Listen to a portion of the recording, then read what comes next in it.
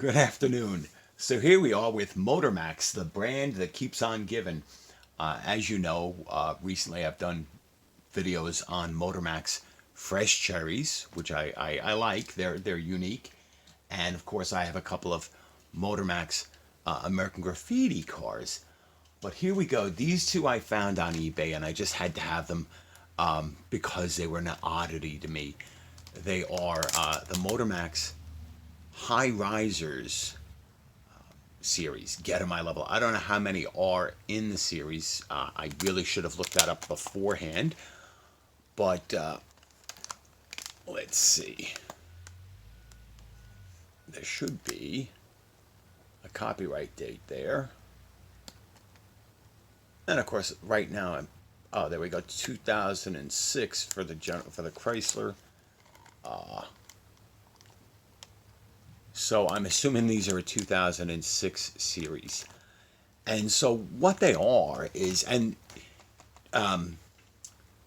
George's miniature car collection, he does various scales from 164. Actually, I think he even does 172, 184, all the way up to 118th scale. He does various scales and some really quality stuff. And he did a video the other day on Donks and Bubbles, and I guess these two would be Bubbles. I don't know. I just always knew them as Donks, and those are cars that ride on these huge 26-inch or bigger wheels. So here we got big 26 or larger high riser wheels, custom colors and graphics, detailed accessories.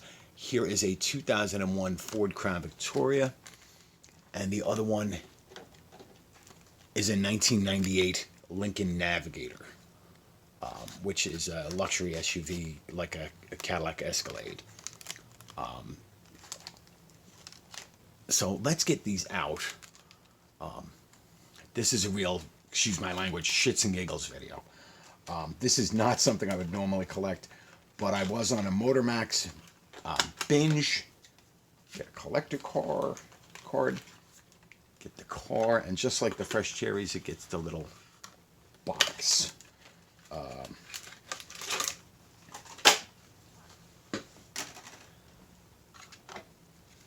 So the little, is this a sticker or a card? It's not even the same color as the card that's actually here, but it is the same design, I guess, or graphics, basically.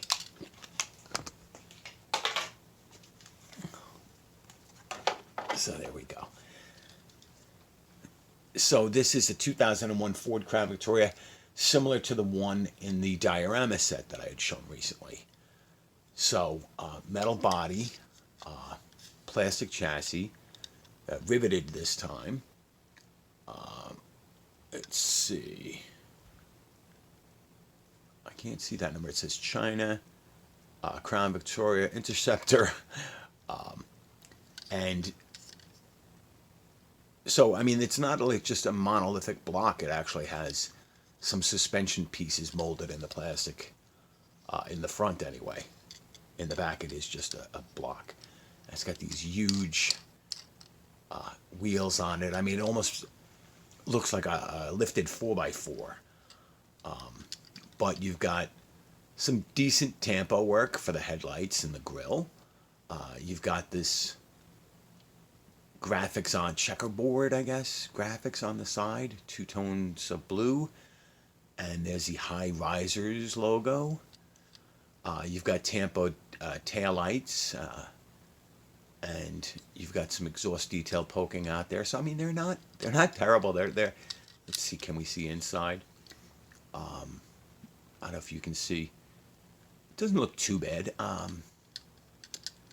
You can see a steering wheel. It doesn't look like a solid monolithic block. I think there's actually spokes. I wonder. It's probably the same interior as on the taxi, and which of course would be the same as their police car. So this is the Motormax taxi from that diorama. So let's compare side by side. So the tampo work on the taxi is a little better with the black and the backup lights painted white as they should be instead of red like on these. But you can see that the base is very similar. Obviously, these ones have been modified to get that jacked up feeling. But they most definitely are the same body. This is obviously a piece that's been added on. And again, the taxi has a black grille instead of a chrome grille, but in reality, Crown Victorias would have had both. So they're not quite the Fresh Cherries or American Graffiti level of detail, but they're fun. These are, I won't look for more of these.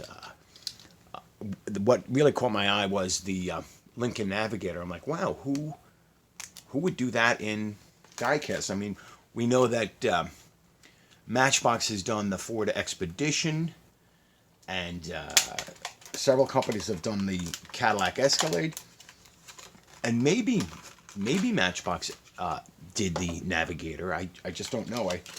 I honestly figured that the Navigator would not have as much international appeal, recognition compared to an Escalade or even a Ford Expedition. I'm sure the Ford Expedition has been exported to other markets. I'm sure the Navigator has been in Latin American countries and maybe the Middle East, but I can't imagine Lincoln Navigators being wildly popular in Europe or Asia. But who knows? There's a question for my international viewers. Have you heard of the Navigator? Have you ever seen one on the road? They're big. They're impressive. They're nice. I've always been of the opinion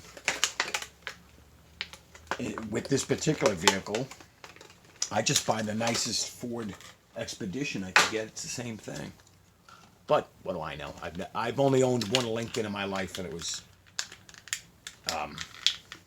15 years old when I bought it. So, oh, this one doesn't want to come out. Ah, there we go. So let's take a look at the Navigator. All right, so the big wheels, again, metal body, plastic base, the wild graphics. They're the Hi-riserZ is a little more legible there. Decent tampo work on the front fog lights, headlights, grille.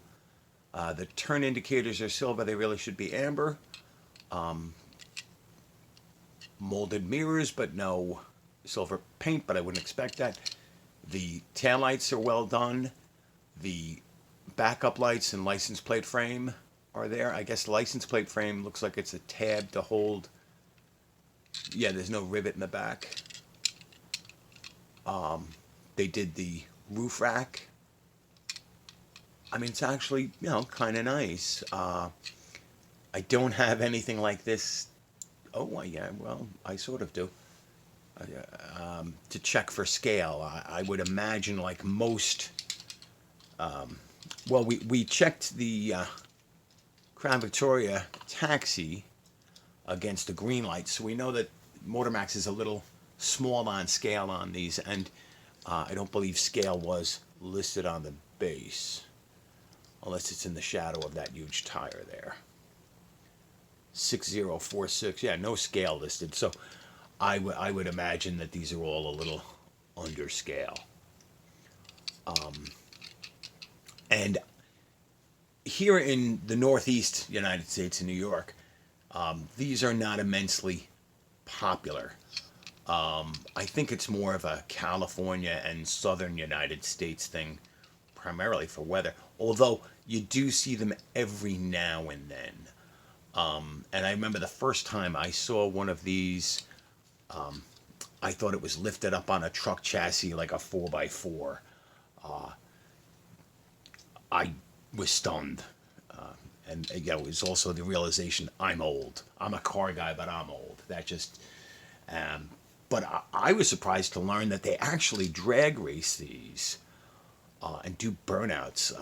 I couldn't imagine the stress on the drivetrain trying to turn these minimum 26-inch wheels. I remember when 21s and 22s were considered big, and now, I think my car has 19-inch wheels. When I was a kid, everything was 13, 14, 15-inch wheels. The big cars had 15-inch wheels. The compact cars had 13-inch wheels. It was, those were the three sizes.